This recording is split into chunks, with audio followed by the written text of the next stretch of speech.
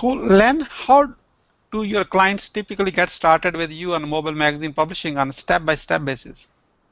They actually usually start, most of them, with the presentation. They get excited about, they watch something like this, or they watch our presentation on our site, and they look and their eyes are open. Most of the time, people aren't aware of what's going on in the newsstand. So that's the first place. People, usually their eyes are open. They start there.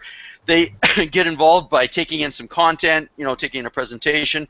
They then, in their mind, liken it to something that they want to do. And as we mentioned before, that's different for every single person. It could be their passion, could be that they're entrepreneur in their business, everything in between. So then after that, they join Appzine Machine, and from there they actually can design their magazine within the system and go through our full training to figure out how to be able to set up their magazine. And Matt, you were going to say something too. Yeah, I'm going to break in too, because like from the point of a person saying yes, I want to create a magazine, I look at it as the first thing they need to do is kind of their niche selection. If they don't already have their idea, they need to research that, and they need to find out, does my idea, is it valid? Will it make money? And we have a training center that walks you through all that stuff. Like we have training on every single aspect of what I'm about to talk about. So you can actually find out, hey, will this niche be a successful one for you? And then it's about research. Research who's already out there. Research your competitors. Go to the physical stores, if you can find one, if you can actually find a bookstore that still exists. Go there, get those magazines and all that stuff, and go through and see what they're doing. That's the biggest thing that I would suggest people doing if competition exists in the niche that you want to do. And then it's about content, at that point it's about content creation or acquisition, where you need to start compiling all your content that you want to use in your magazine.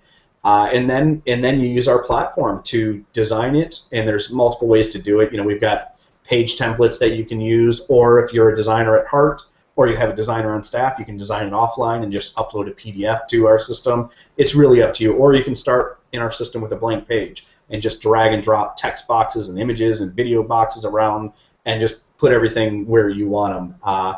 And then basically our platform does the rest of the work, does the heavy lifting for you. It builds the app itself.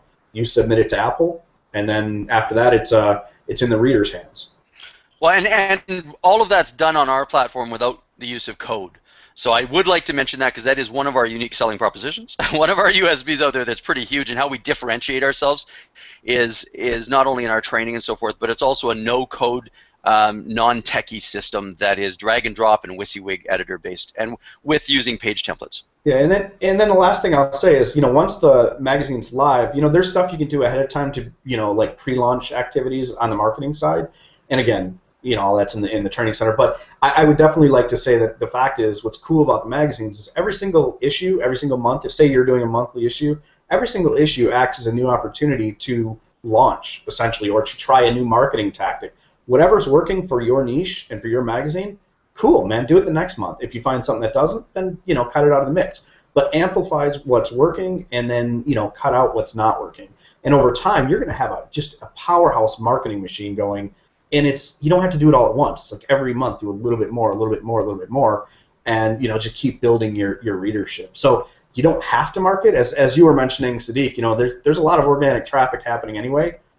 But if you're being successful that way, why not try a few of these tactics that that aren't that hard anyway, and that we actually teach, so there's no learning curve. It's just do them. You can only get more subscribers in, and you can only make more money if that sort of thing interests you. So.